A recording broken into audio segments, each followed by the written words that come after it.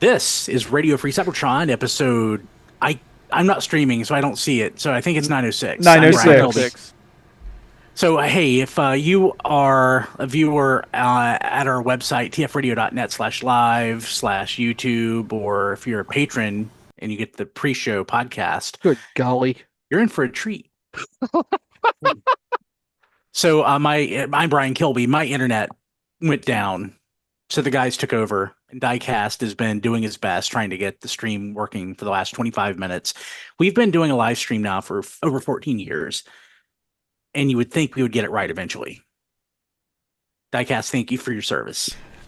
No problem. Everything, for whatever reason, just changes settings and everything. It's okay. It's okay. We really need to get you set up with OBS Studio, because, that just works. And it's free. Yeah. That was Chris. Hi. I'm paying for Diecast XSplit license. Don, Hello. John, Matt. Hello. This is the first episode of our next 25 years. I hate it when you say it like that.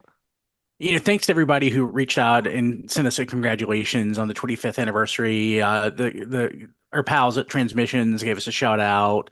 Our pal Timey gave us a shout out. Lots of comments on Twitter and everywhere.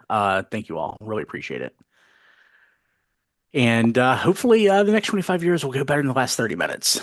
So I want to remind everybody about Elf on a Shelf Warmer. And it's weird. Since I'm not pressing all of the buttons, I'm sitting here just focusing on what I'm talking about, and I'm not used to that.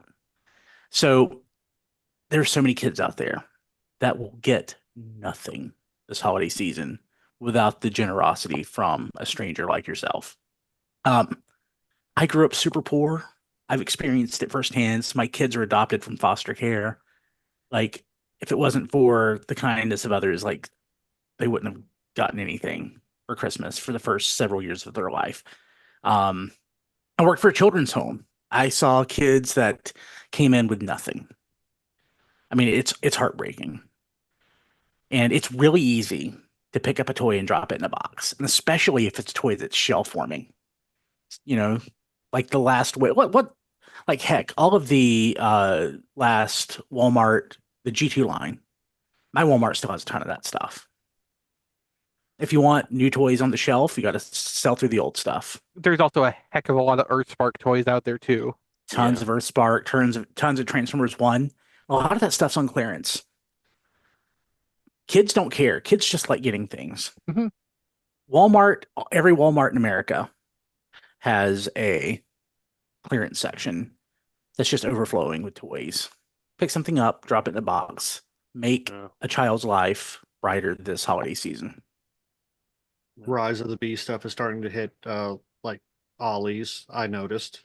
Oh yeah. Yeah, there's a ton of Marvel stuff there. There's some G.I. Joe stuff showing up at places like Ollie's and Ross right now. All this stuff hits at just the right time to go to a Toys for Tots box. You don't have to fill out your entire donation from a closeout store like that. But if you want to take your donation from your major retailers of more current stuff and just fill it out with some of the, last year's hot product, the kids will be every bit as happy to receive one of those. And, doing that, you can reach that many more kids. Yeah, absolutely. Go to tfradio.net/shelfwarmer for links to a couple of drop-off resources, including Toys for Tots and Second Chance Toys. If you don't have a Dropbox location, or if you are in a position where you can't go and drop something off, if you go to tfradio.net/elf, it will go to our Amazon wish list for Elf on a Shelf Warmer. We draw no referral credit or anything for that. So you do that, it'll go to me, and I will pick up whatever, or it'll be delivered to me, and I'll go drop it off. And I'll say I'm in North Carolina, and things dropped off here will go to help out kids who were affected, or should go to help out kids who were affected by the recent Hurricane Helene. So tfradio.net/elf for the wish list, and for the resources, tfradio.net/shelf warmer. And don't forget to, get on social media if you take a picture of your drop off with the hashtag Elf on a Shelf Warmer. And yeah, Manicare already did it. Yeah. Yeah, thank you. Diecast, you were at New York, the Hasbro event at New York Comic Con this weekend. Yes, The I had a breakfast. great time. So, I want to ask you specifically about Studio Series 86 Galvatron, but like, what do you want to talk about first? Um, I have some notes in my head. We basically had 2 hours almost. Miguel and I. Miguel was there for TF University and or TFU.info. TFU.info. And we basically got like Nate, which is their marketing guy, and Mark alone for like almost 2 hours straight. That's amazing. It was pretty incredible.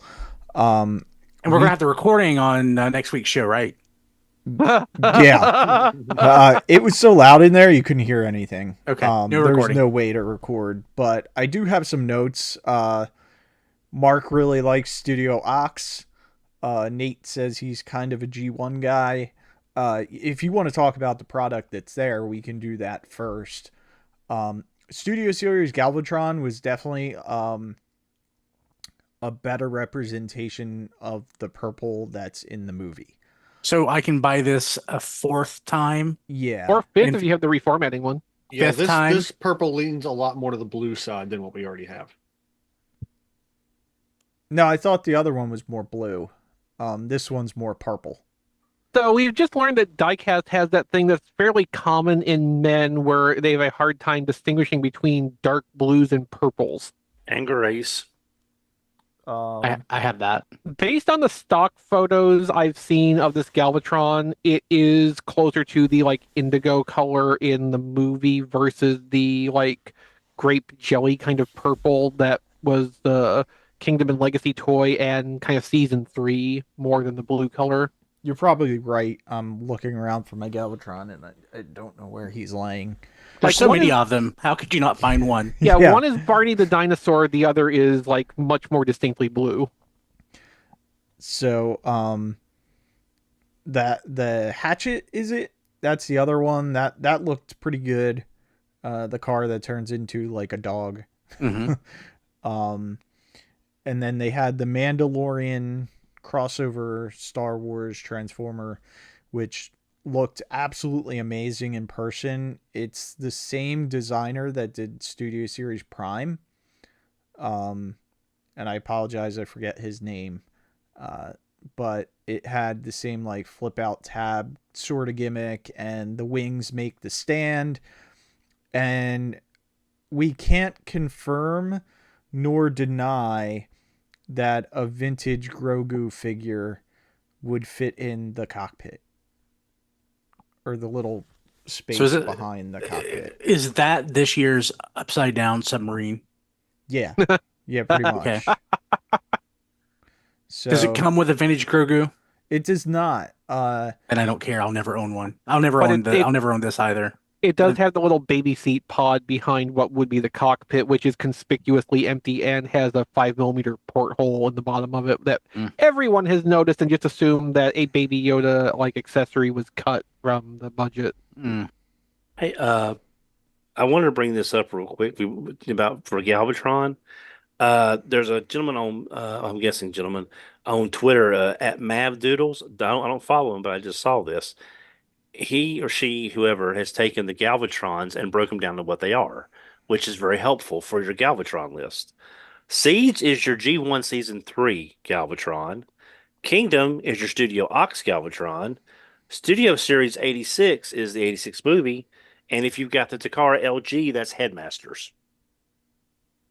So we now have a little categories we can put our Galvatrons in on which one is which for your shelf. How is it available. Studio Ox? It doesn't look. I mean, it doesn't look like. It looks like the other Studio toys. Ox is a pretty Coloration-wise, distinct I think. visual style. Well, it's more the colors than anything else. But I just found it interesting that someone was able to actually. We have all these Galvatrons, and this is kind of like you can put them on these shelves for this representation, which I Yeah, thought was I would say kinda- Kingdom is probably like specifically 5 Faces of Darkness if it's anything. Yeah, I don't know that I'm feeling that, Don.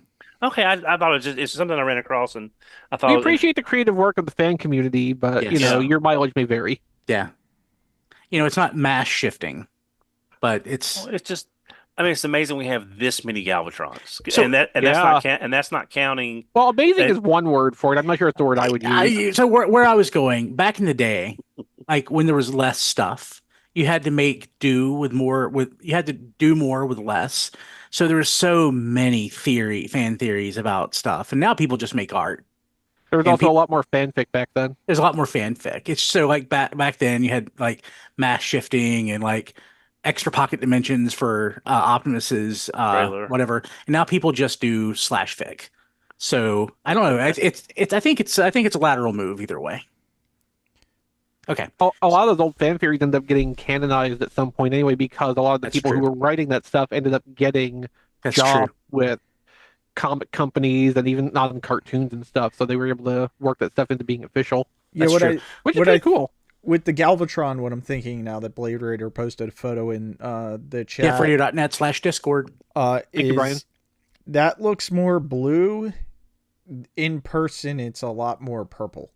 So that's probably what I was thinking. It's more of a purple. It's not as blue in person. Well, so I'm looking forward to buying this for the 5th time. You should. And they did talk about that stuff too. They're really looking at the forums and the chats and the YouTubes and the podcasts and all that stuff Hi, Hasbro team. and the aftermarket pricing, and they're seeing what figures are going for a lot of money. And they're working on getting those back into the market because obviously there's no new tooling costs for it. It's already there. And in some cases, like the Titans, they may have been sold at 150, 160, and now they can sell them at the normal Titan price of For the new Titan price. the new Titan price of the new normal. 200. Yeah. More on that later. Yeah. So one figure they did not confirm, but it really sounded like on the short list of figures that they want to re-release like that is Studio Series 86 Ultra Magnus. Yeah, I'm sure. Not, Well, yeah. there was no confirmation that that's happening, anything like that. I don't know any inside information. Mhm. But that's one of the figures that we talked about that just That Nova disappeared. Prime should probably be also on the short list of things if they're looking Yeah. at I mean, aftermarket price. Think so? That Ultra Magnus just completely vanished. Yep. Pre-orders went up, and then it was just gone. No, Yeah, they but I have showed a mean- willingness to reissue the commander classes in the Yeah, past. Totally. And Green- that's one of green the light. reasons that 86 Prime, they were able to produce a lot more was because of Magnus. hmm Also, we got news that they're going down from 4 deluxe waves a year to 3 deluxe waves a year, but we're not losing any new figures. What does that mean? Does that mean that anything that was slated is still being made, or the 3 waves have the same amount of toys as 4 waves? It means it's still going to be like the deluxes are 8 per box. That doesn't change. But if we would get 10 new figures a year in that deluxe wave throughout the year, it's still going to be 10 new figures a year. It's just going to be in 3 waves instead of 4. Hopefully, fewer shell formers. Hopefully, yeah. And I think Okay. that's what they're really trying to focus on is not only, having the right mix of figures in the store for people to be able to get them.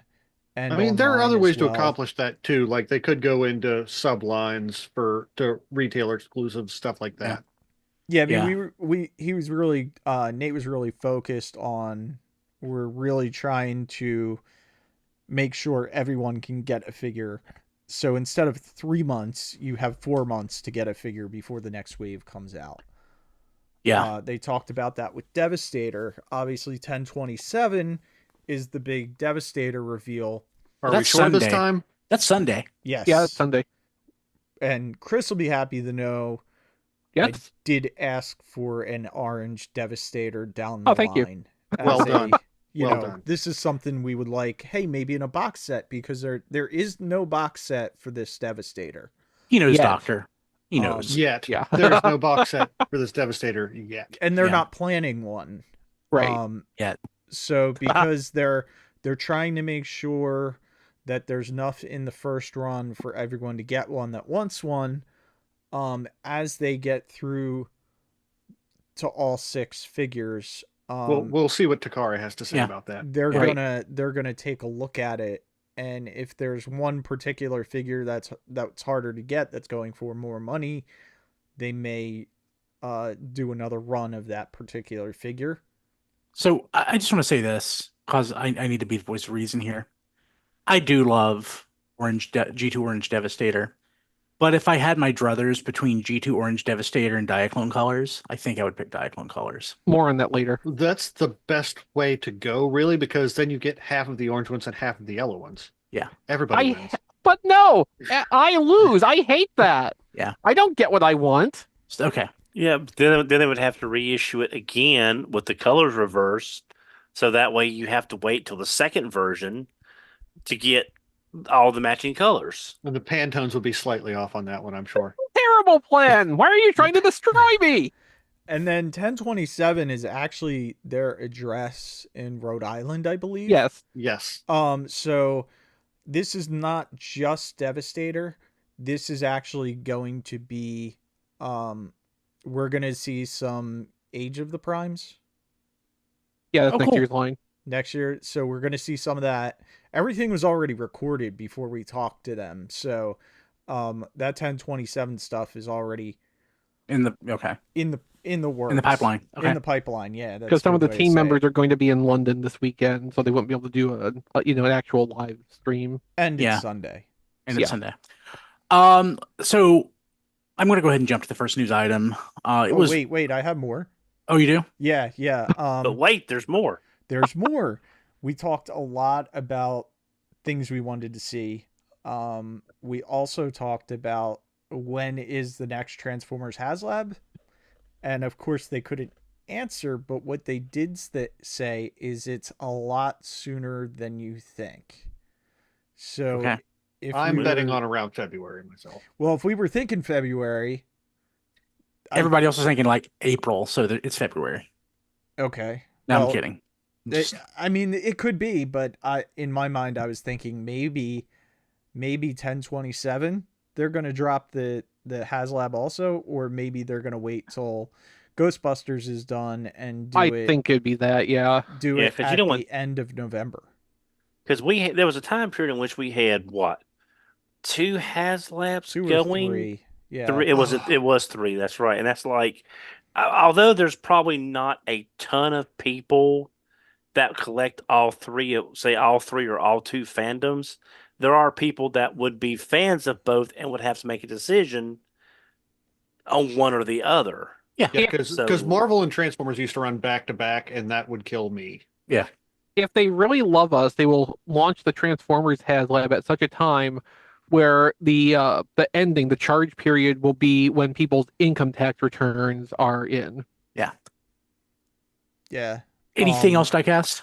Yeah. Miguel, who was with me, he asked about Killing Jar, seeing some Killing Jar figures. Thank you, Miguel. Thank you, Miguel. And then I, of course, asked for Dark Awakening and Optimus Prime off the 86 mold. Nobody thought to mention Thunderclash, did they?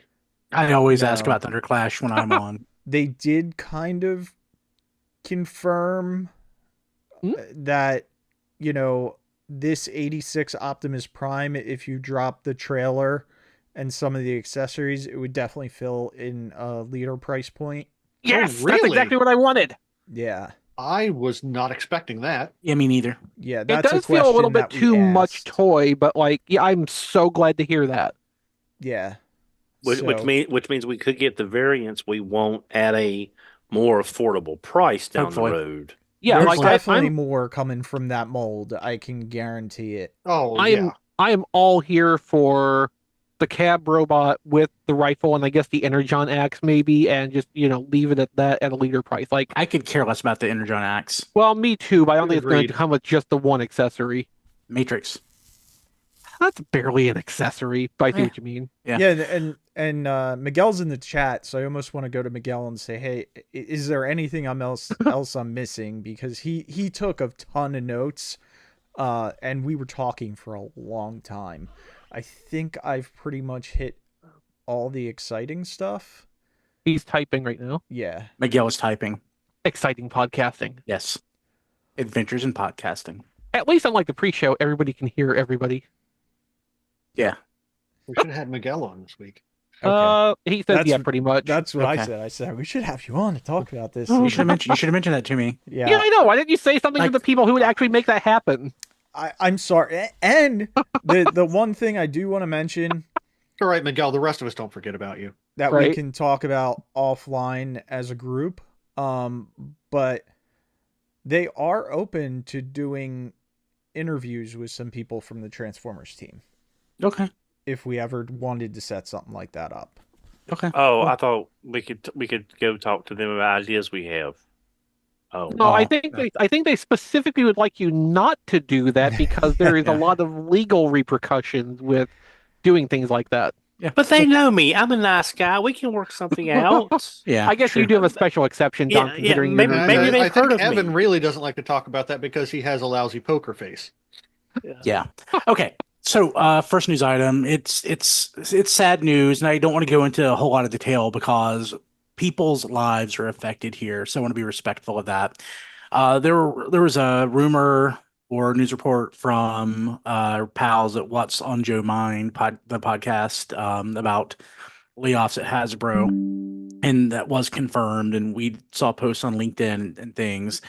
So Toybook.com reports an operational and organizational change at Hasbro, including a workforce reduction. And again, people on the Transformers team and other teams were impacted. So please be respectful with your comments and things like that online when discussing this. Mhm.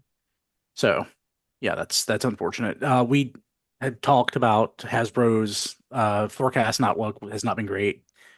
And we were expecting this. I think we were expecting multiple waves of this. We already had one. So this is at least the second or third of these that's happened. We are pretty sure, talking about in the Discord today, that this is the fourth one in 2 years. Yeah. Yeah, please be At respectful. least the third, yeah. Yeah, that's unfortunate.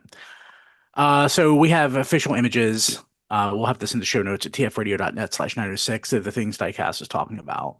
Mhm. I really do. I really am looking forward to buying that Galvatron a fifth time. Yeah. Well, I But, mean, what could they really do to it? Because that Galvatron is pretty perfect. It's pretty perfect, yeah. He also mentioned the Star Wars Mandalorian Starfighter with the little spot for Grogu. It looks better in person than it does even in photos. I really like it. I'm excited. I even picked up a Star Wars vintage Mandalorian with Grogu in anticipation for this figure. Oh, cool.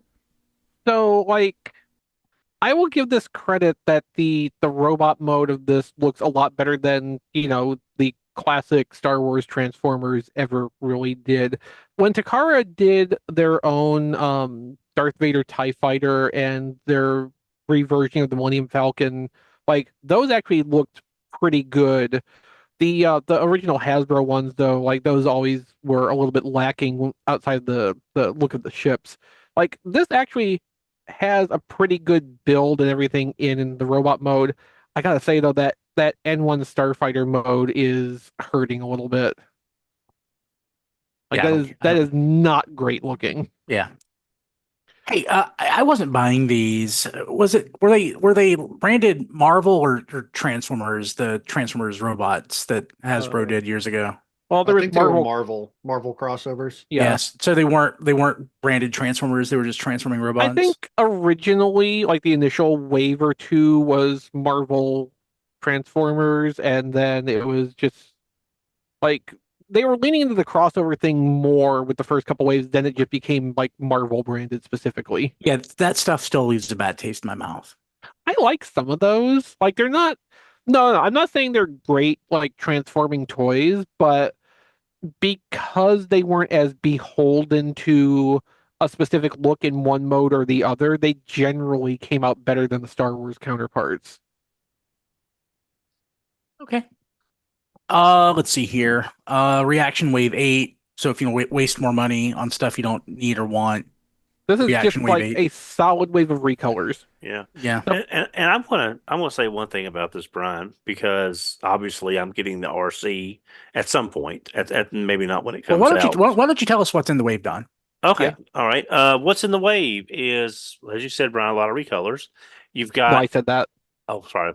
You've got the reaction RC done in the prototype colors. You've got a metallic armor, maybe closer to the toy colors Grimlock in a metallic finish. Looks good. You've got Nucleon Quest Optimus Prime in the red with the red windows, which is not quite Nucleon Quest, but it's a No, repaint. no, Well, it like- was red. Yeah, but I'm saying it's the Nucleon Quest was also Power Master Optimus. Well, so, yeah, That is true. That's That the, is true. That's the fault point on this, but they Yeah. got the color layout yeah, correct. the for color it. is there. I'm just saying it's not a Nucleon Quest. And then also You're right. you've got Fair point. Yeah. from the same mold, you've got Ultra Magnus, which is a thanks Dreamwave for a white cab Optimus. That wasn't Dreamwave's fault. That was the original toy. Right, exactly. But They I'm saying just went with Dreamwave it. kind of Yeah. they kind of popularized the white Optimus only. As They gave license to Hasbro to do whatever they wanted to with Optimus Prime, basically. Yeah. Oh, yeah. Then of course you've got Frenzy / Rumble / Enemy / whatever the hell you want that to be. Well, he's not enemy. Enemy's a completely different deco. Yeah. I would buy that if it was Enemy. I mean, Enemy and Rumble, Yeah. look, or Frenzy, depending on what you want to go by. Okay, so the easy way is that Enemy is the one that's not wearing a shirt. Okay. Yeah. But here's the disappointing one of the wave, and it's disappointing because this is the second time they have completely screwed up making a Ghost Starscream. Brian has to buy this one to go with his The- full size. McKay's has my Ultimates. Yeah, I'm sure they haven't sold it. yeah, the Ultimates Starscream looked good in the prototypes. Yeah, It didn't look great, but it looked good. It's the worst and then- toy I've ever bought. And then came out to be absolutely garbage. Even I paid for $50 for disappointment. right. Here is the $20 Starscream reaction, and they can't even get it right on this level. What is it about not doing a clear, translucent Starscream? Why do they have to make it look like he's molded? So Exvee can punch me in the face for getting this wrong, but maybe the plastic type they use isn't conducive to purely transparent. I mean, isn't it clear colors though? Like, I mean, it's let me pull the clear, big but picture. it looks like someone sneezed on it. Yeah, the problem is more that they filled it with sparkles. Yeah, I'm saying if they did a translucent, transparent, whatever Starscream, and if you could add just a little bit of glitter to the mix, if the chemistry would allow it, To make it look like a transporter effect from Star Trek. Exactly. It does. It looks like Beam Up Starscream. yeah, That but never happened. yeah, but it doesn't. But you lose. It just looks muddled. Yeah, no, so I'm gonna bank Brian's invitation to punch him in the face for some future point when it comes up. But like, yeah, I don't see any reason why this couldn't have just been straight, clean, translucent, semi-clear plastic without all the glitter in it. Like, this looks like the night before they started making these, that they had a big glitter party in the factory, and you can never clean all that stuff up. It's just there in the molds forever now. Yeah, I mean, Yeah, I don't get it. yeah, it just seems like of all the figures in this wave that needed to become outright to make the wave something better than what it is the one figure they messed up again. And it's just reaction is Super 7. I've got a lot of their stuff, but a lot of the stuff has been on clearance. Yeah, like if they really Yes. wanted to do a cartoon Ghost Starscream thing the right way, like they would have to saw off the bottom half of the legs. But failing that, they would like what I would want to see is basically a gradient of the pigment in the plastic to where it's fully colorless clear on the shins, and then it fills into the little bit more opaque color from the thighs up. Like that would at least get that effect across. I don't see any call for having glitter, sparkly effects, anything like that in a Ghost Starscream, because like unless I am seriously misremembering the last time I watched Starscream's Ghost, which was probably sometime last year only, like there was nothing really suggesting that effect. Yeah, it's maybe like if they were trying to catch him when he appears, like he sort of sloops out of the body and he sort of Yeah, sparkly. there was like a sparkly effect around him. Yeah. There, So, but just a friendly reminder: Hasbro is not necessarily as rigorous as they used to be when it comes to what they let their license go to. Yeah, it's just I'm just saying of all the figures in this wave that I'd be willing to spend the money on at retail, it was either the RC, or this Starscream, and the Starscream looks like Drek. So, hey, John, I made that statement. We've talked about this now. You are an official licensee of Hasbro. Would you say that's a true or false statement? I mean, Can you say are you doing business with them now? no, I haven't done business with them in like a couple years, but or more than that, a little bit more than that. So I'd say I guess generally speaking, it's true. It's always more it's never like a binary yes or no. It's a little looser, I think, now because of the financial straits they're in. Yeah, that's for sure. That would have an impact on it for sure. Yeah. And then also, honestly, like it's up to the people. Like every time you have new leadership come in or people with different tolerances, things shift around and tighten up or loosen up too. So a lot of it just has to do with the people at the company. Cool. Okay. Don, any other thoughts on these reaction figures? They're very sad. Yeah, I mean, I'll get the RC. Can I lead into the next one, Brian? Yeah, please go ahead, Don. Hey. I like this. Okay. All right. And going from one reaction to another, we have Diaclone Devastator. Would you call this an equal and opposite reaction, Don? No, it's both disappointing. They're just I'm less disappointed in this than I am that wave there, because this is at least a very good mold in a unique color scheme. So I don't hate it. It's just you're not mad. You're just disappointed. So this is a reaction figure, almost in an Ultimates package. Almost, it's closer to an Ultimates package than it is a reaction package. Yeah. This is that green Devastator. Their oversized Devastator from about 2 years ago. It's, what, a 6-inch figure? 5 years ago. Yeah. Was it that? Well, it's done in Diaclone colors, which is my favorite color scheme for Devastator. I like the title they gave it, Wrecking Crew Devastator. Like, I like neat. That. Yeah. If like anything was going to get me to buy one, this would probably be it. Yeah. Now straight G2 or nothing. Orange, please. Yeah. Yeah. I mean, it's super cartoon aesthetic. I don't even know if he even has a gun or not. I think the other one, there it is. It's in the back. It's in the box. Yeah, I see it now. His hand and the gun are the same color, and it took my eyes a minute to differentiate between. The original toy is the same color too. So yeah. So, do I like it? Yeah. Will I get it? Possibly. No, I'm not. I'm done with these. No. But, okay, Don. Don. Yeah. Do you just want to host the show now? You want to host it? You want to be the? You want to talk? No, I know. I just okay. I can mention the next one. Do it. Okay. All right. Now we talked about this last week when we talked about Scorponok getting reissued, and we all said that Omega could really stand a reissue because we have the Guardian robots, but a lot of people missed out on Omega. Well, guess what? Somehow it's like someone on the podcast has connection with Hasbro. I don't understand it. But it's a BBTS exclusive, but Titan Class Omega is getting a reissue. Now, he is $199.99, That is up from his original retail of About 169. about 169. 170-ish, yeah. Yeah, so it is a little higher than before, and it is an exclusive at BBTS. So I wouldn't expect any price drops anytime soon. But it is a pretty good mold. It's a very great version, I think, of Omega. And for all the collectors out there, just picture a nice empty shelf. You've got Picture it, a nice empty shelf. and I just shelf. You have Omega in the back on a very nice riser in dramatic posing. And you've got 2, maybe 3 Omega Sentinels in the front.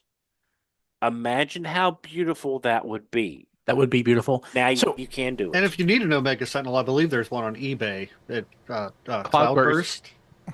Hey, so question: how many is this? So this is not a shared exclusive. This is just a straight up Big Bad Toy Store exclusive. It Yeah. appears so, yes. How Yeah, many? 'cause- I mean, they've had exclusive Transformers over the years. Battle Unicorn and that the The Dark Chronicon. Energon Yeah. assortment of Transformers Prime figures. yes, too. yes, the whole Dark Energon assortment. That's right. Yeah. So I mean that's a pretty big deal for them. That's a pretty big win. That's Yeah. I'm Yeah, sure I they had to mean- buy a bunch of these. Yep, I mean, yes, probably so. My suspicion is, of course, since the molds are in existence already, have been used recently, probably don't need a lot of maintenance, their buy-in obligation was probably lower than what we would probably want to expect. And then I assume, like, if I remember the listing correctly, this is not supposed to ship until September of next year, which, by Yeah, the way, it's about a makes year this out. makes this time perfectly for when you should be finishing up Studio Series 86 Devastator, which I imagine is not quite a coincidence. Oh, yeah, that's that's a really good point. I didn't think about But that. yeah, so what I'm expecting here is that primarily Big Bad Toy Store is going to be expecting to place an order for what their pre-order numbers look like, and then a little bit of cushion, or just, to get up to whatever minimum order number. Like, I think they're going to get as few of these as possible and probably try to stay as close to the numbers they know people are committing to, Yeah. rather than, blind buy, like, say, 2,000 of them, for example. And an interesting thing is, BBTS over the last couple of years has asked for a deposit on some of your higher non-refundable deposit, which I totally get. I've paid the deposit on a couple of things myself, which I understand. Mhm. There is no deposit on this Omega Supreme. Yeah, I mean, the price point on this is probably low enough that it's not going to be like a huge problem Well, to them. Well, yeah, but I mean, I have seen a deposit on lower cost figures before, so I'm not quite sure I'm not sure what economics of scale they have to look at to put that in as an option. Mhm. I just found it interesting that I have seen there's a $60 figure arts figure that requires a $13 non-refundable deposit. This is a $200 transformer and there's no deposit, so that they're trying to make the cost of entry a lot cheaper. And not have to worry about that. And the likelihood that they'll sell this compared to other stuff is Pretty high. pretty high. Yeah. Okay, so next item, there were early Transformers animated concept art shared on Twitter by Brian Miller. I looked at this, and I don't know, some of it just looks way different than what Yeah, came. this is very early work. Like, this is pre-Derek Wyatt stuff. It's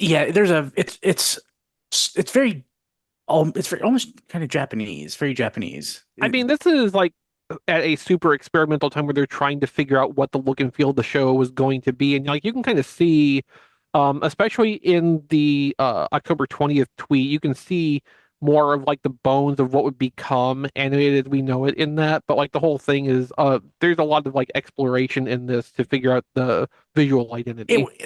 Like obviously not to scale and it's just art, but it would have been. I really like what they did with animated and how the Autobots scale to the Decepticons and everything. But Yeah. at least in this, like Optimus is a giant compared to say Bulkhead.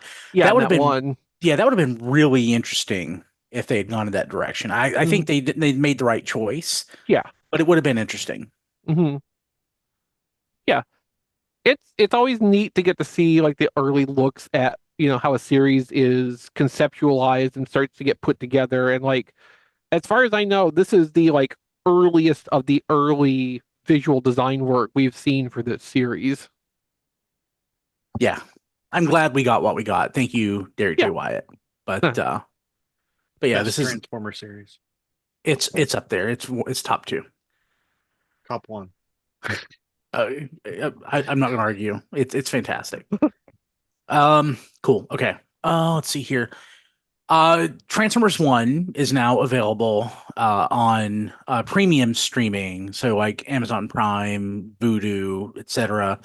It's available to rent or purchase. I purchased it for $25. Most places have it for rent for 20. Mhm.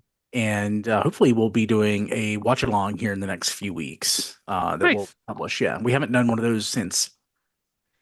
Man, I don't even remember the last thing that Well, we did. It's been we- years. Oh, it was Predacons Rising. Yeah, but 10 years ago.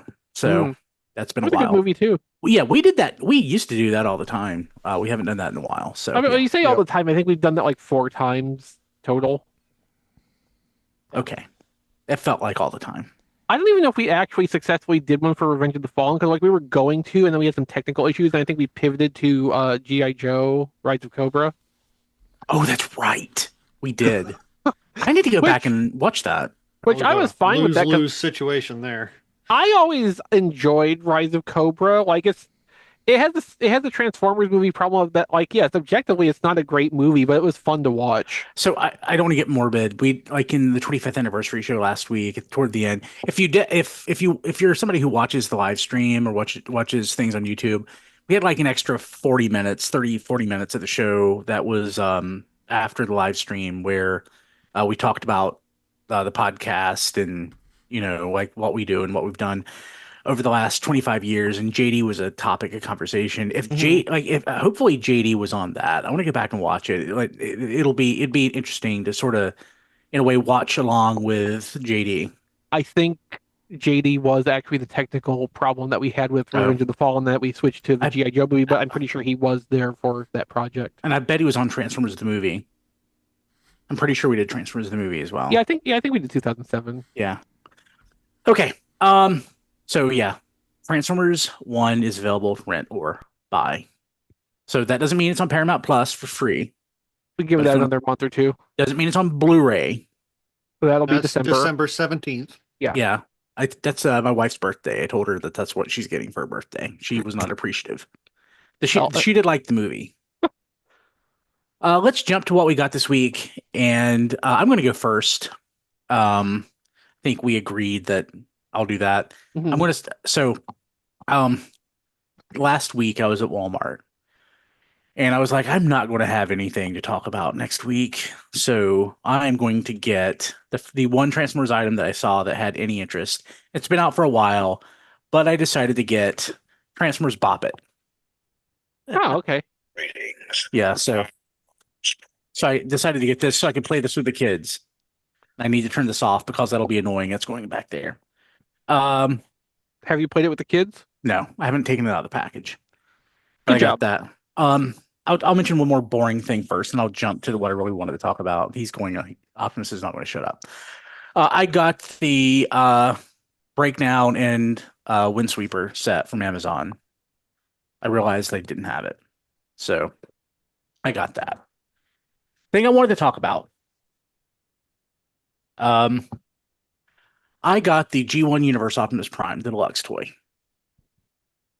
And I am a swirl of emotions and thoughts.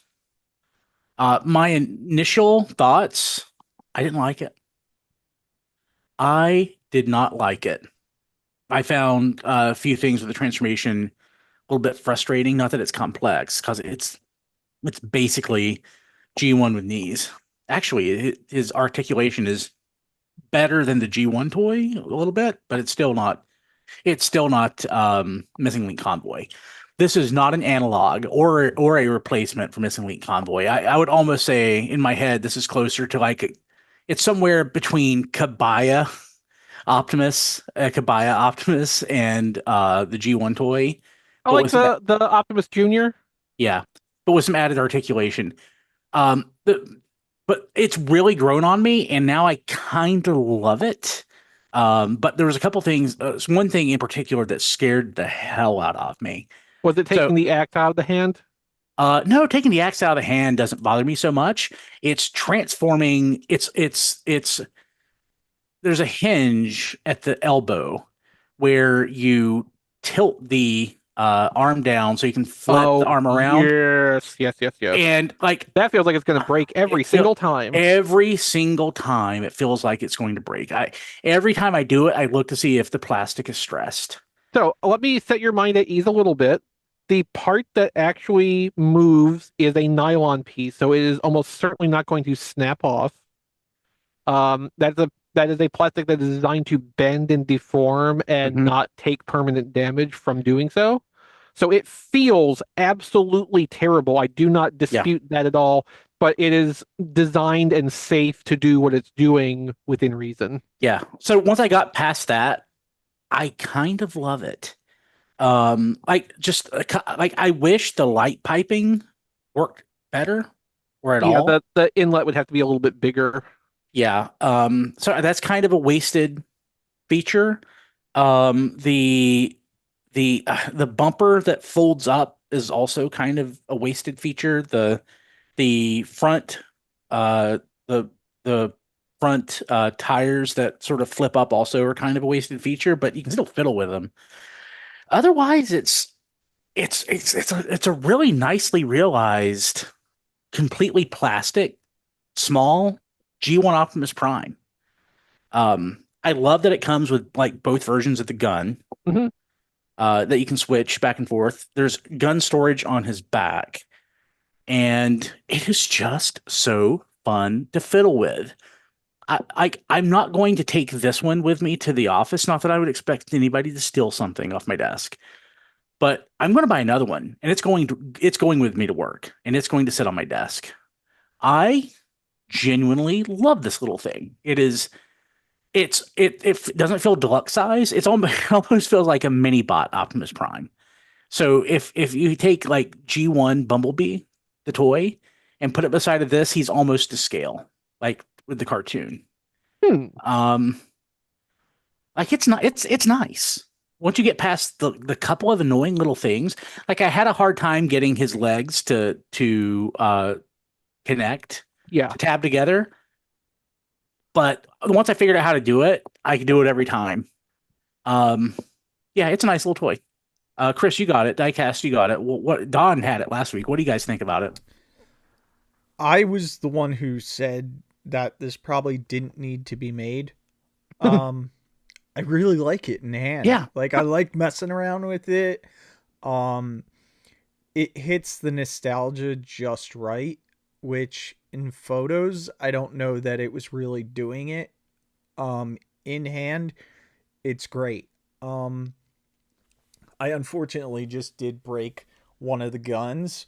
Oh no. So, that's kind of sad, but where did it break? Right at the smallest point,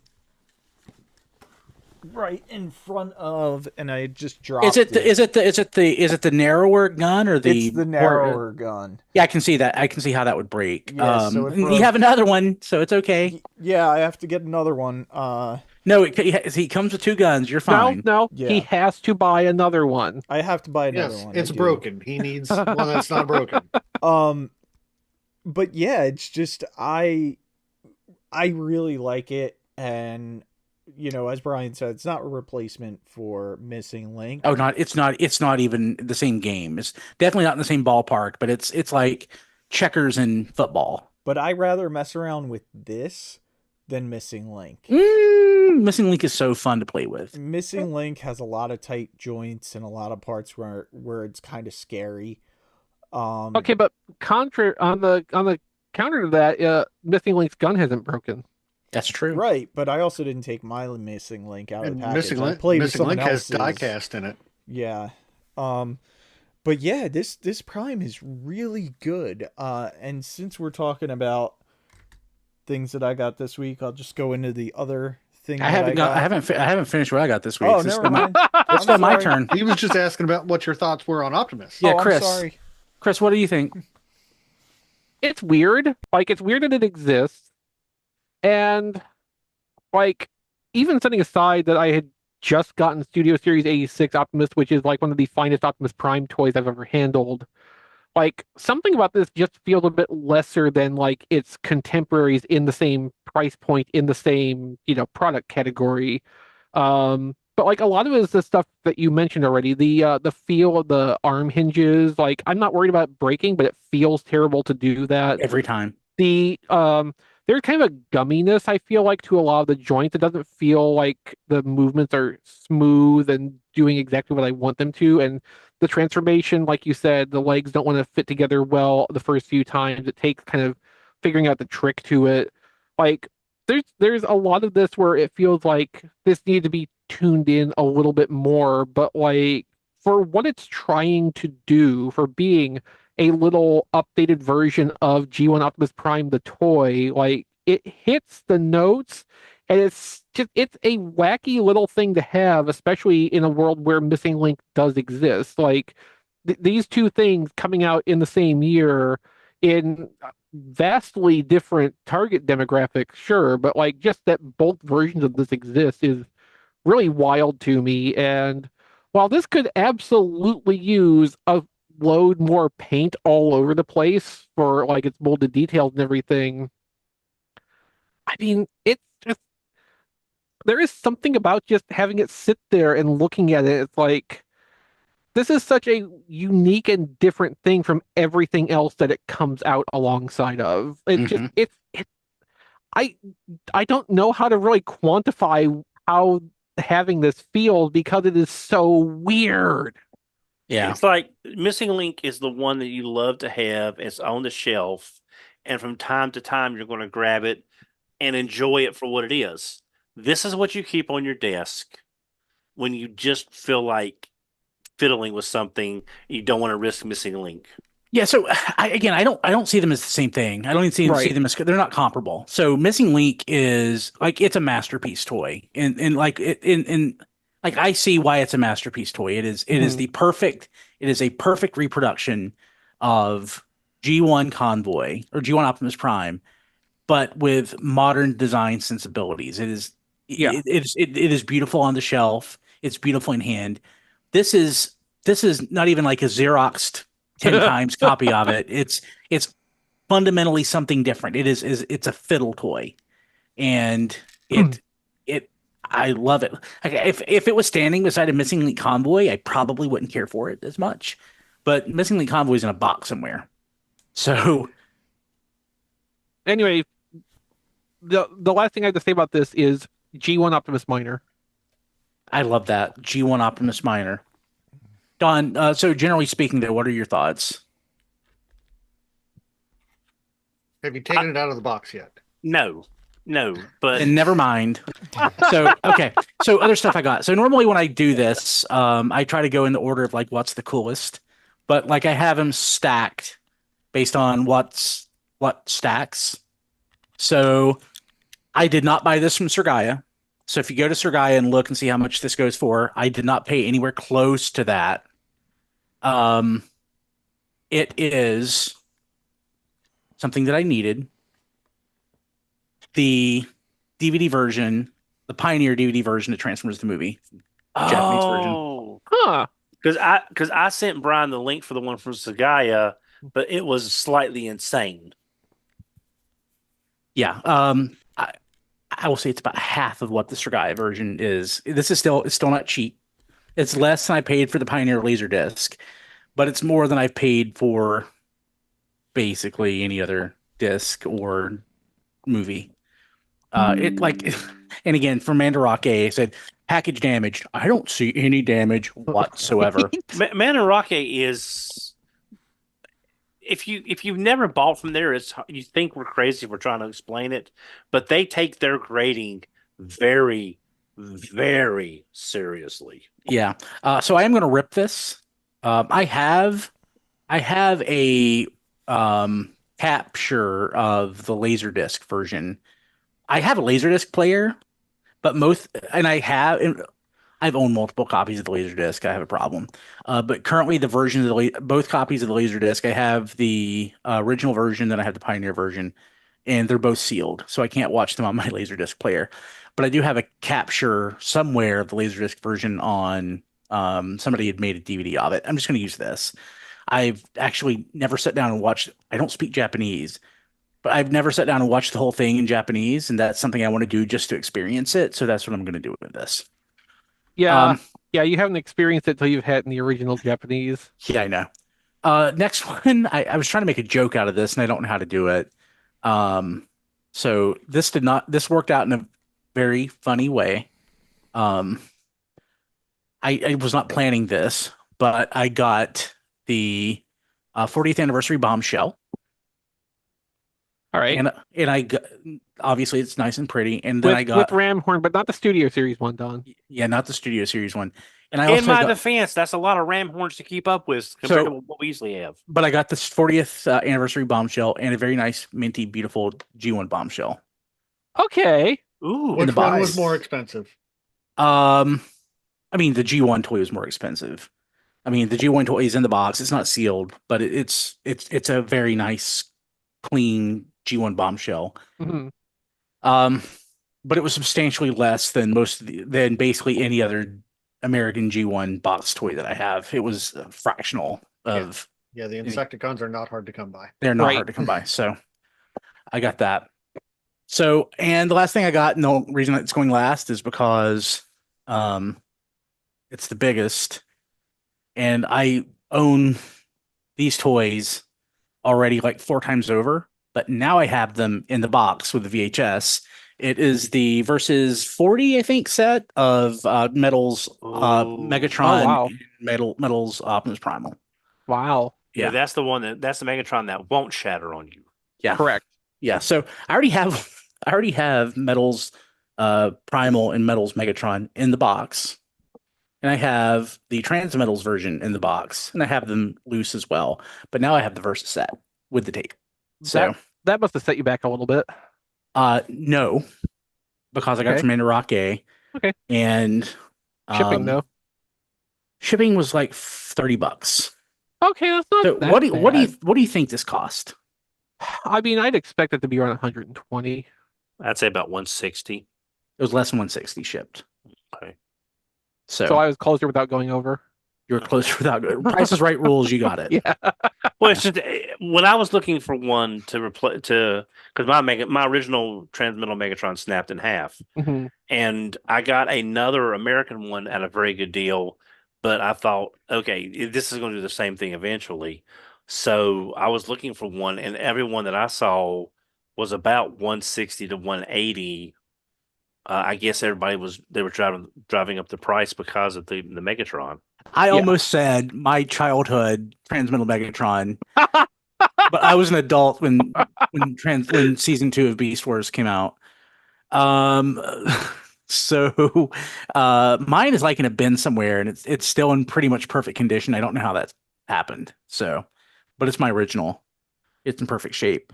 Yeah, this is the week where like everything came, and I was not expecting it. But yeah, that's what I got this week. Diecast, I will let you resume where Okay. you were. Awesome. I didn't know you got so much this week. That was great. I have off-topic stuff too for our patrons. Oh, Oh, wow. Not, so do not I. a lot. Not a lot. I got Yolopark Starscream. Oh, is that Oh, really? The the G1, the AMK Pro? the MK Pro. I Yeah. thought he was due out in December. Is he out now? I evidently. ordered from Yolopark Well, I mean, Podcast directly. has him. I mean, so- did you get him from like a Pacific Rim country where he's already out versus a domestic retailer? I ordered him from Yolopark direct. Okay. So could be. I also got I didn't take it out yet, but I got their Ape Link also. But Starscream I had to put together right away, and he's really great. Like, this is exactly what Yolopark. This is exactly what Super 7 should have did for their ultimates. He's just perfect for Starscream. So Diecast, you how wouldn't much- rather have that be clear plastic and full of glitter? No, definitely not that. How much was shipping on him from them? Like, what was your total on it? I don't know. Since it You wasn't should know Taobao. better than to ask Diecast. It wasn't Taobao. There was a cost. He and there still was a doesn't shipping. pay attention. But I pre-ordered hits it buy it as now. soon as it was available, so it was like 2-3 months ago. Yeah, but okay. I can was find looking- out for you, Don. Okay, can I find would out. appreciate it because I'm looking at getting their movie Optimus Prime figure. It's 53 or 54 from them. It's 89 in the US. I but mean, don't. you would at least break even shipping it from Yolopark. Right. Probably, Yeah. probably I just- still do a little bit better. Right. Yeah. I was trying to get some actual because I've never bought directly from them before. Yeah. So I figured if Starscream cost X, Prime will probably cost X plus 5 or something like that. Yeah, the only part that was really I hate hard to algebra. put together on this were the nacelles. Really hard to get them all the way in there. And once you get them in there, not that you would probably ever want to take these apart, but I don't think you would ever want to take those off because they were so hard to get in. But he is great. I really love him. I'm interested to see what their next G1 figure is going to be. Start Skywarp and Thundercracker and Sunstorm. No, they'll be exclusive somewhere. But that's all I got. Well, Chris, if they do a Sunstorm in that, will you get that now that you've seen what it looks like in person? Oh, I would definitely consider in the pro version. Yeah. Cool. Don, what did you get? Only got 2 things on topic this week. Didn't get a whole lot. I needed something to make 6 months equal pay on Amazon after ordering some meds for Hank and stuff. So I got Red Movie Concept Frenzy. So at least I've got both I'm him sorry. and I needed something to make the 50 to get the pay in 6, and that's the only thing I could find that I wanted. And then I also found in store Slipstream. Okay. Definitely haven't had a chance to open her. Can't wait to see like how these colors turned out because I know there's some issues on what we were supposed to get versus what we got. But this is one of the better Windblade molds as far as doing something with the backpack that at least compresses it down a little bit. I'm still not crazy about the hands just always just tucking in, that they can't figure out something to do a little more creative with that. But it's very, very G2, Euro G2 colors, and I'm glad I was able to find one. But that's all I got on topic this week. Chris? Yeah. So, the only on topic thing I got that I opened was the G1 toy Optimus Prime, but I also, when I found that, I got Slipstream. That was basically, I haven't opened it. It was basically just a purchase to future-proof against when Nanef gets back to being able to turn out the kit for this at some point in the future. Because I don't want to go through the process they did with Windblade of having to spend like a month or 2 tracking one down. And if that kit never materializes or I'm not into it, I'm pretty sure I will not have a problem getting my money back out of this Slipstream to someone else who didn't pick one up. So let's see. On my travels, I visited a couple of Ollies. Sean actually had reported in our Discord, tfradio.net/Discord, that Ollie's is getting in the second Jurassic Park crossover set for $20. So I went looking for that. Didn't find that. But while I was there, I ran across Beast Wars reissue Iguanus, which was like $9.99, which is, that's perfectly fine. I'll get that for that. I don't think I've had any of that mold family. Like I haven't had the Gator Megs either. So I didn't intend to open that, but on the way back, the glue on the bubble failed and it fell off of the card. So like technically it's open now, but I haven't actually messed with it. I also picked up a couple of Rise of the Beast things, basically just to fill in my Battlemaster lineup. So I got the Skull Cruncher Crocodile Cannon one, which is one of the single Battlemasters. And I got the 2-pack one, the Optimus Prime with the Chainsaw Wolf. So I think the only one of those I don't have now is the Optimus Primal and the White Tiger crossbow. But otherwise, I think I'm mold complete on those Battlemasters, which is either an accomplishment or something I should feel really bad about. I'm not sure which yet. Well, Chris, did your Ollies have? Did they have the Sea of Wolfangs? No, I didn't. No. The Iguanus was the only Beast Wars reissue I saw Okay. at across the 2 Ollies I visited. Okay, because mine has a Sea of Wolfangs, no K9s, and quite a plethora of laser pterosaur. Oh yeah, that makes more sense.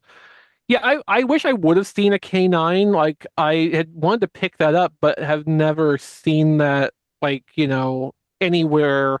I've never seen it anywhere where I could just like put down the 10 or $12 for it and not have to like also tack on shipping or whatever to, get it. So like I wish I would have. The last on topic thing that I can recall is I caught our friend Miguel Logos Miner having a sales thread on Blue Sky the other day, among which was the Windsweeper and Breakdown Amazon 2-pack for a pretty good deal below Amazon's SRP.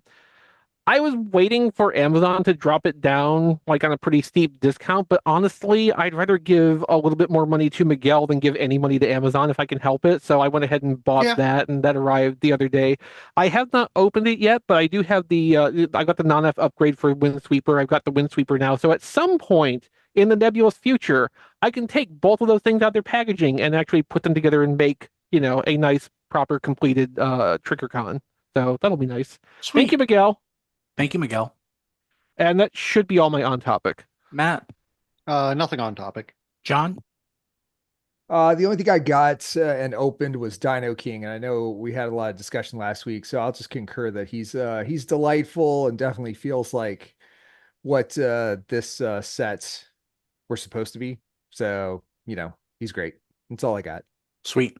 Cool. Let's jump to off-topic ham sandwiches for our patrons at patreon.com/tfradio. I'll go first. There's a Kickstarter a while back for the G.I. Joe compendium sets, the omnibuses, and I was backing it. Then I backed out because a HasLab or something was going on, and I didn't want to drop the money on it. So I pre-ordered the first edition or the first volume of the compendium on Amazon, and it was delivered this week, and it's ginormous. It's like a phone book in the old days. It's like 4 inches thick, and it's all newsprint, so it smells amazing. So it is like a phone book. Yeah, it is like a phone book. It's a little hard to read. I think that's my vision though, more than anything else. I need to put like a bright light over it to see it, to read it. I honest to God think that's my vision because I haven't sat down to read like a physical comic in so long. It was pre-glasses, and now I have to basically have glasses for anything. Starduster came, so I got that. And something, I'm still in the middle of moving. Something got delivered to my old house the day I happened to be there with Chris Triplett, and I had no idea that it was coming, and I had no idea that I'd pre-ordered it from Amazon. It's the Falcon and Quarrel Night Force set from Classified. So that's what I got this week. That was on Amazon? I thought that was a Walmart. Walmart. Well, okay. Walmart. Yeah. So I had pre-ordered it from Walmart, and they shipped it. I completely forgot about it. Diecast, did you get anything? I got that same set you got, the Falcon and whatever. And I think that's pretty much it. I love how much he cares about that Falcon and whatever. Yeah, that's Falcon about some girl. Okay. Don. Actually, I got the same thing y'all did for the most part. Starduster, Falcon and Quarrel. I did get 2 of the Retro Cardi Cobra Troopers. That the release date had got knocked around about 9 times since they were pre-ordered. But I've got those. Are they any different than the prior versions? I think I don't have mine handy to look at them, but I believe these are a little more less realistic stuff. As far as the blues they're a little bit closer to each other, but there's still a slight shade difference, at least to me. But again, I'm a guy, blues and grays and all that. It also doesn't have near as much like the tampograph and stuff like that. So it's a little more animation accurate, I guess is the best thing to call it. Only thing I picked up was something weird I found at Target. I'm not a big Yu-Gi-Oh fan. I was forced to mentor the Yu-Gi-Oh at a local tournament. It's a long story. But they had the Egyptian gods from Fat Mojo, and they I were have no idea what you're talking about. yeah. These are such weird sentences. Yeah, it's basically the three most powerful cards in Yu-Gi-Oh! The Winged Dragon of Ra, That doesn't look Slifer. like cards. Those look like figures. Yeah, well, I don't have a motorcycle, so that's why. But anyway, I thought with what little Yu-Gi-Oh I've got, I got the three Egyptian gods to go on my display, and there was a sale going on, so I got them for basically buy two got one free, pretty much. So I went in and picked those up, and that's all I got this week. Miguel says listening to Don of all people talk about this is wild. Yeah, crazy. Matt, What? Ness Yeah. says Ness says Don is talking Yu-Gi-Oh! Drink times 3. Okay. Sorry, Matt. I just got one thing. I got a Marvel Legends. I got Retro Quicksilver. I have pretty much given up on Marvel Legends, but I am still buying stuff that's X-Men related, so Quicksilver in his lovely green uniform will fit nicely in with my Brotherhood of Mutants. That's it for me. John. I got the three Joes that everybody's talking about. I did open all three. Starduster's nice. And Falcon and Quarrel are also nice. Starduster and Quarrel are just blatantly retro Duke and Scarlet, respectively. It definitely works with Starduster just because I guess if anything, retro Duke feels more like derivative of Starduster because Duke has some of Starduster's accessories, and Duke comes with a helmet that has a visor on it, and he's got a lot of artifacts that feel like he's the offshoot of Starduster.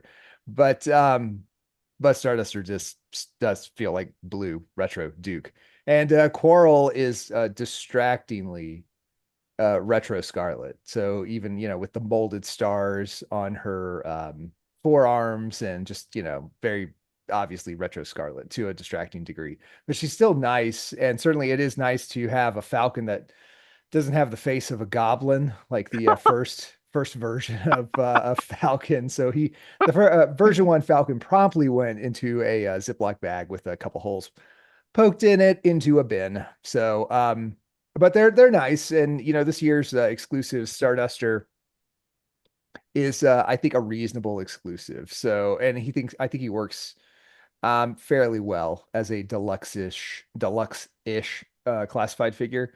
And like I said, I really like Night Force. That's one of my favorite sub teams. So it's become maybe the biggest one so far. I think it's bigger than, or at least as big. It feels as big or bigger at this point than Python Patrol and Tiger Force, which have kind of stalled out at Target. So I like those two. So we need Drug Elimination Force.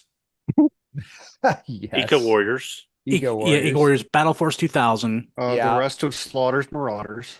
Yes. And the monsters. And Yes, the the Manimals. Oh, Manimals. Yeah. Yeah. We need that for sure. So is Absolutely. Starduster like is he like the Space Force for G.I. Joe? Or... He was, I mean, he was a mail away away. from the Oh, okay. serial.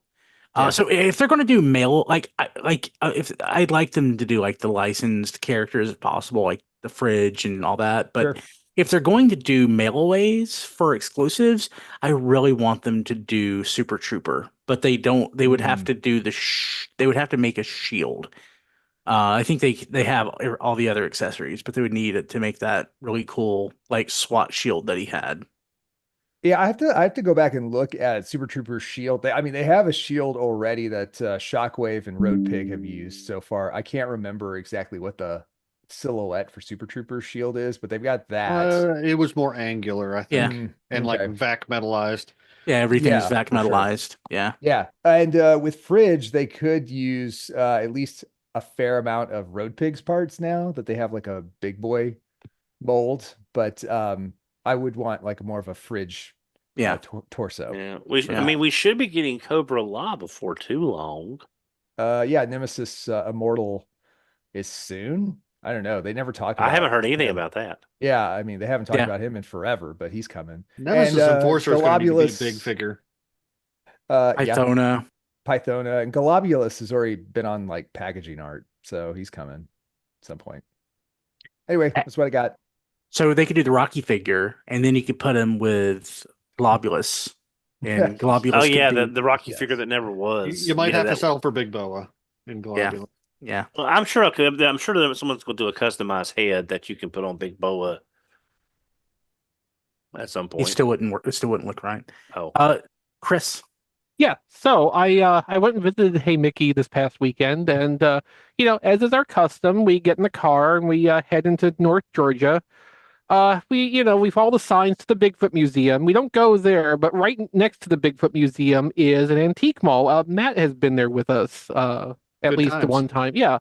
So we didn't find a Leggett DeMar this time hanging on the wall like that one. did you find Immortal. Vigo? No. Hey Mickey made his own Vigo. He didn't Oh, find okay. it anywhere. The antique mall is like the buzzing of flies to him. No, so like it's our traditional activity when I come visit because we like going and looking at the old stuff and um you know there's one really good toy vendor there. It's got like a lot of space inside an antique mall, and I was eyeing a few things. One of the things that caught my eye I was considering was remember when the last night came out, Toys R Us had the orange and purple redeco of Cybertron Primus. Yeah. Oh yes, Which- that absolutely gorgeous. Yeah, so like there was one of those there in the box, and if you remember when that came out, Toys R Us had that retailing for 150. This vendor had it marked at 130 in the box, and I was strongly considering that, but I didn't want to commit too early. So we walked around some, and I found what I think was actually probably a better purchase in the long run. So like I think people who have watched the show, listened to the podcast for a long time, might have a slight inkling that I like Star Trek. I like old Star Trek toys. So, I usually try to pick up at least one or two little things. So, I found some carded Star Trek figures. So I got Tom Paris from that one episode of Voyager. So the new mutation Tom Paris. That was $5. There was also a carded Tasha Yar, the Playmates version. I have a Galoob Tasha Yar already, and Mickey and I think that I actually bought an out of package Tasha Yar at some point previously, but we couldn't remember for sure. And either way, like I probably didn't have the Playmates version on card, so I went ahead and got that too because that was also $5. But then in digging a little further, I found some other interesting toys. So the same vendor had some of the role play toy stuff. So I got a copy of the laser pistol / phaser from the Cage. Oh wow. Yeah, the one with the discs on the front, Yeah. the really 50s ray gun looking one. The electronics work in that, and even if it wouldn't drive Brian nuts, I cannot demonstrate that on stream because I tried this. Zoom actually completely filters out the noise that this thing makes, no matter what I try to do. I cannot get it to propagate that over the call. That's funny. I didn't remember that they'd made that. Yeah, this the copyright date on it is 1997, so we probably both were not paying attention Yeah. very much to it at that point. So that was neat. That was $15. Wait, is it Playmate or is it Art Asylum? No, this is Playmates. Okay. Art Asylum would have been the early 2000s. Okay. So yeah, this works. The only thing that's wrong with this is the battery cover is missing the screw that holds it closed, but like the friction's doing well enough, and I probably have in my collection of old toy screws something that will fit that correctly and hold it shut if I need it to, but like it's fine as is.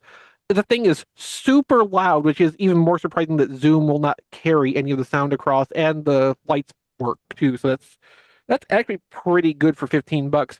The real winner, though, I think. So they had two original series tricorders. Now, Playmates released two different original series tricorders. There was the science or the geological tricorder, which, is the standard model with the generic scan lines on the screen when you flip it up. But they also made a little bit later a medical tricorder, an original series medical tricorder. And that one actually has some extras in it that the science tricorder doesn't. The lower compartment opens up. On the science one, that when you open up the bottom compartment, that just exposes the battery compartment. This actually has a little storage compartment in there. So there's a little hand scanner that comes out. That there's a little button on that you can press that will make the scanning chirping noise.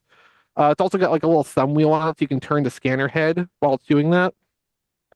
And then if you open up another smaller compartment inside there, that's where the battery compartment is. So like it's all really well disguised and really well styled. The electronics in this work. This is full of like sound clips, including voice clips from the TV show. It has one of McCoy's best lines. "I'm a doctor, not a bricklayer," from The Devil in the Dark. Like I love that was one of the choices they made to put that in there.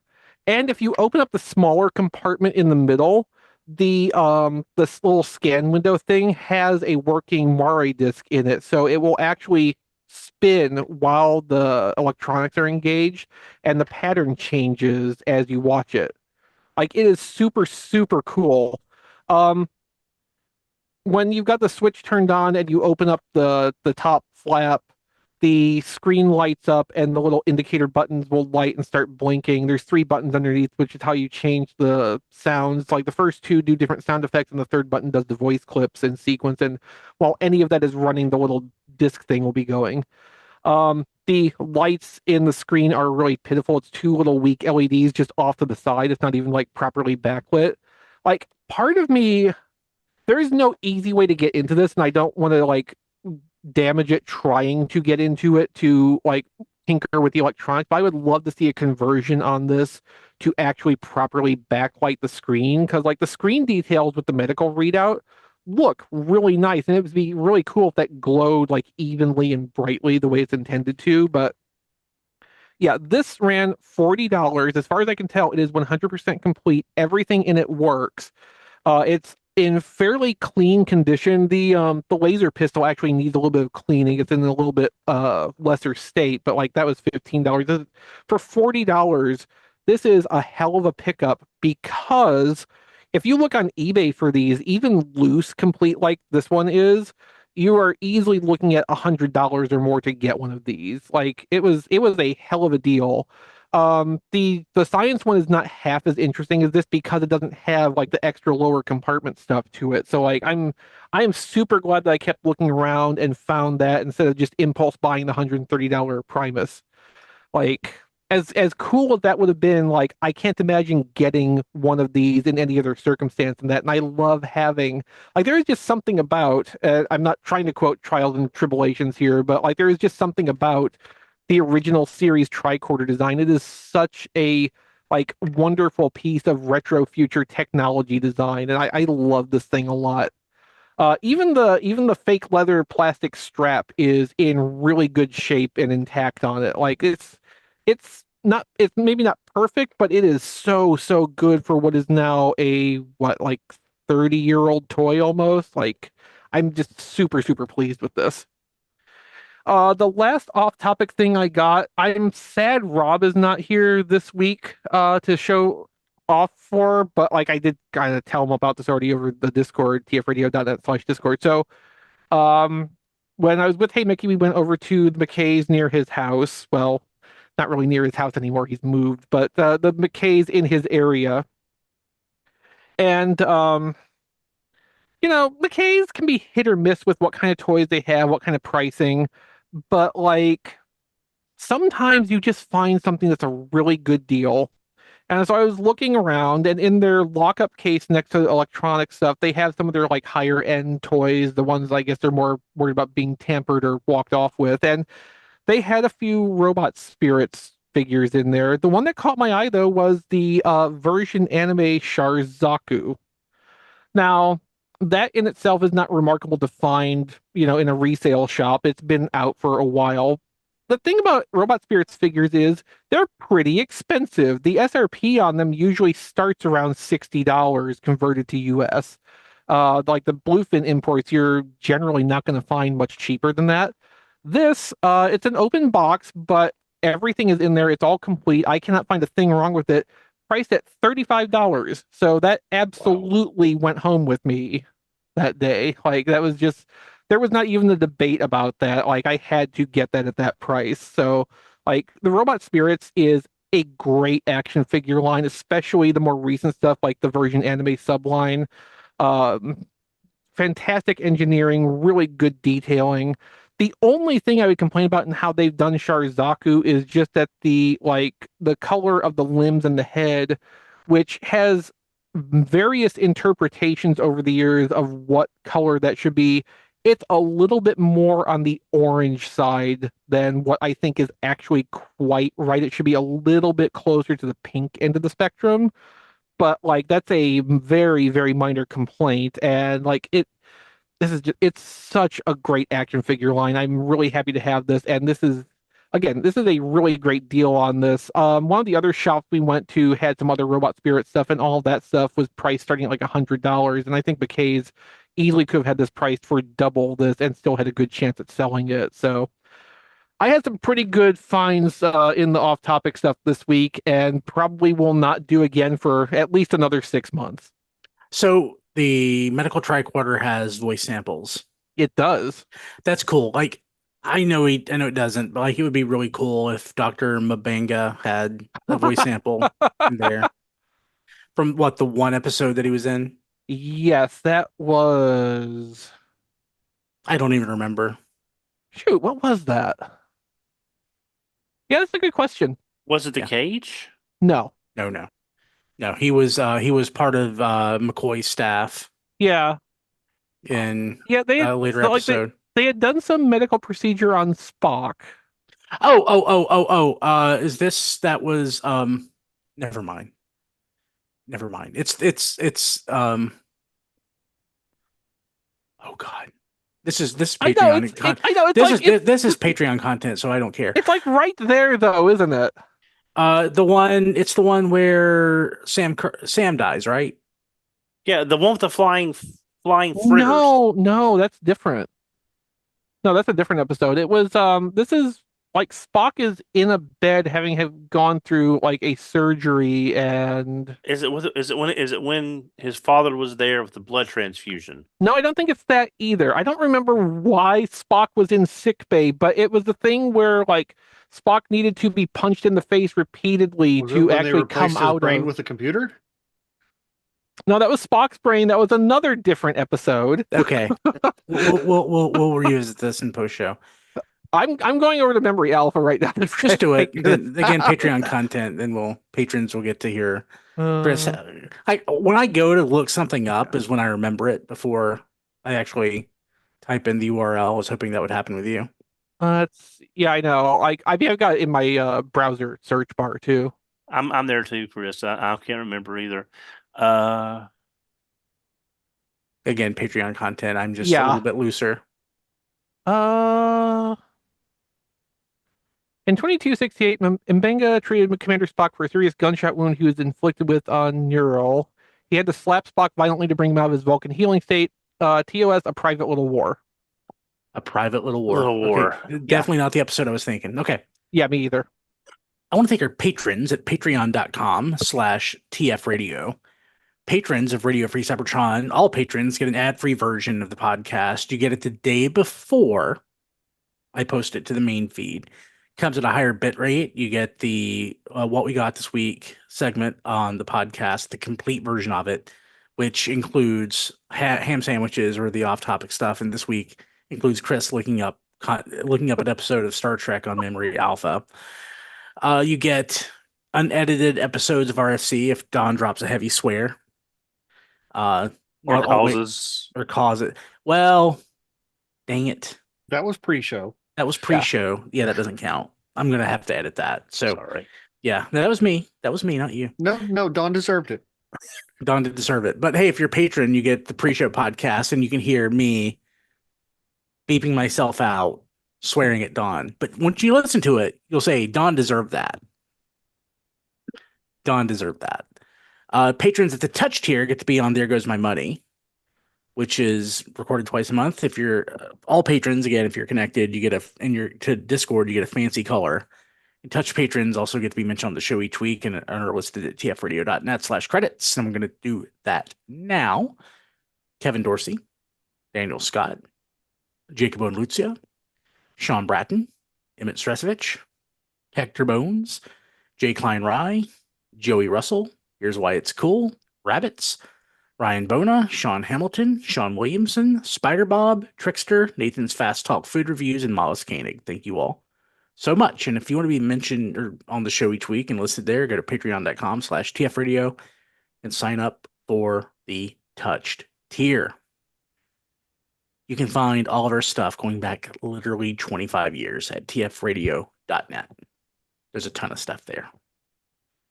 You can find all of my stuff going back probably to 2005. I think my blog goes back to 2005. You can find that at briankilby.com with all of my non-Transformers podcasts and stuff. Rob Springer, not here. You can find him at his blog, zonebase.org. He's also on Blue Sky at zonebase.bsky.social and on Twitter at RoboRobSpringer. Diecast, how do people get a hold of you? They can get a hold of me on Twitter and Blue Sky at Diecast2. They can like my Facebook page at Reviews by Diecast. And they can see all my reviews at tfradio.net/reviews or youtube.com/RFC-reviews. Donald? I can be reached on Twitter at HMRC, the number 4 EVR. I can be reached on Blue Sky at HMRC, the number 4 EVR.bluesky.social. I do have an Amazon wish list at tfradio.net/donlist. And I and my beautiful wife will be attending TFCon in 2 weeks. So if you're there, be sure to hunt me down. I'll have on either my Visionaries t-shirt or my service merchandise shirt. 2 things that I'm sure will not be copied by anybody else. Very nice. I will not be at TFCon this year, unfortunately. But hope everybody has a great time. John? That John D everywhere. Except eBay where your cloud burst. Except eBay where I'm cloudburst. Very true. Check it out. Matt is on Blue Sky sometimes, not really. I actually used it once this week. You did? Yeah, melvar.bsky.social. I also will be at TFCon, and feel free to look up Don and his lovely wife. Yeah. But, Chris? Matt may be around me adjacently, so. Yeah. Chris, how do people get a hold of Rob? Well, I'm glad you asked. You can find Rob at his YouTube channel, youtube.com/flailthroughs. That's where he covers Gundam games like Gundam Battle Operation 2, which he's been doing for an unseemly number of years, basically uninterrupted. It's amazing. He's also been playing Gundam Breaker 4, which I know he is enjoying the heck out of, and like I enjoyed the heck out of the network demo when that was running a couple months ago, and man, I want to play that game again so bad. If you want to support the things Rob is doing, he has Patreon set up for that, patreon.com/flailthroughs. You can request custom rounds and mobile suits in Gundam Battle Operation 2. You can request customized builds and things like that for Gundam Breaker 4, because that's got a lot of flexibility for what you can do with the spare parts system. Rob also has a wish list on Amazon, which works through the Amazon referral program or Amazon affiliate program to send a little revenue back to RFC for anything that's bought there. You can find that at tfradio.net/claylist. And if you want to follow Rob on social media, he's on Blue Sky at robflails.bsky.social. And yourself? I'm Chris RTXV on Blue Sky. I have an Amazon wish list with the same provisions at tfradio.net/chrislist. And my website is playwithphotography.com. It hasn't been updated in ages, but it has a lot of like toy photos on it and some things that I've written, stuff like that. Check me out. I'm also on our Discord all the time, tfradio.net/discord. tfradio.net/discord. What I said. Yep. Cool. Okay. Well, we'll see you next week. Have a good one. Good night, everybody. Take care, all. You can stop Recording recording. stopped. There you go. Yeah. Diecast I kill the was stream. just letting it hang a little bit. Hey, people, we're going to go. Diecast is killing the stream. I'm going to bed. Good night, everybody. Night, all. Let me know when it's gone, Diecast. Make sure to actually go into. Oh, the I can do the YouTube part. Well, yeah, either one of you just make sure it gets done. I just did it. Yeah, good. Wait, so he doesn't do Twitch, right? He does not do Twitch. Okay.